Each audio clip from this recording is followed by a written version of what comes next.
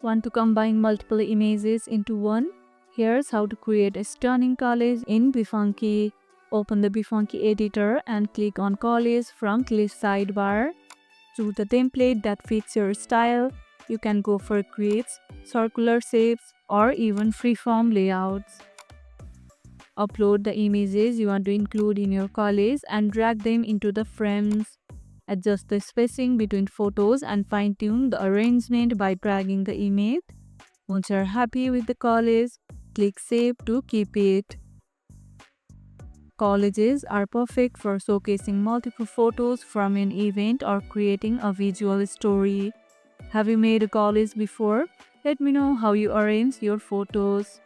If this video helped, hit the like button, share it, subscribe, and leave a comment. Thanks for watching, and I'll see you in the next one.